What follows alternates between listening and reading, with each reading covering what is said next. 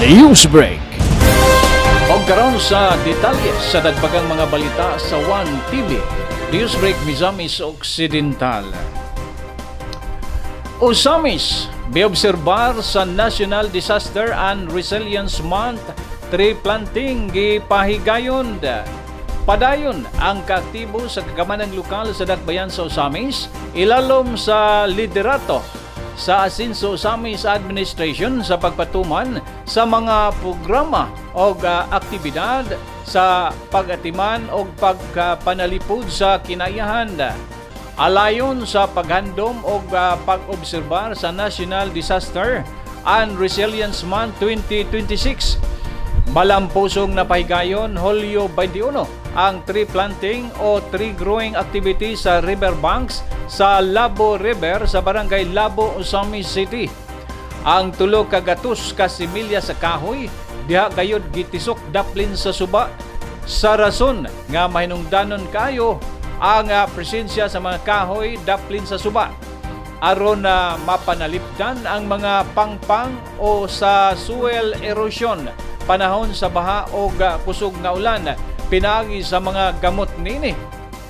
Dako usab og tabang ang mga kahoy daplin sa mga suba og sapa isip watershed area nga mapabilin ang kabugnaw sa lugar o makunhuran ang kusog nga pagbaha sa rason nga ang punuan sa kahoy adunay kapasidad nga musuyop og tubig.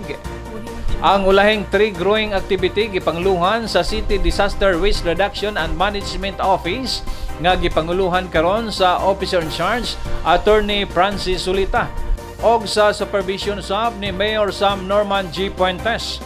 Gawan sa mga empleyado sa City Hall, aktibo sab kining gipartisiparan sa mga national government agencies sama sa DNR Sindro Usamis, Usamis City PNP, Sikan PMFC, BFP Usamis, BJMP Usamis, Philippine Red Cross Usamis Chapter, Philippine Coast Guard, Labo Barangay Official o BIPAT, Civil Society Organization o mga environmentalist.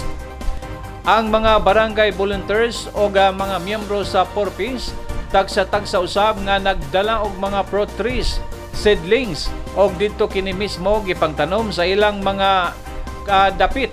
Then gipanguluhan sa City Nutrition Office may kalambigitan sa kasaulugan sa 52nd National Nutrition Month 2026. Nevertheless, allow me, although in spirit, to welcome you all and express my gratitude to each and every one of you, to our partners, our volunteers, our barangay officials, and everyone who choose to spend part of your day here.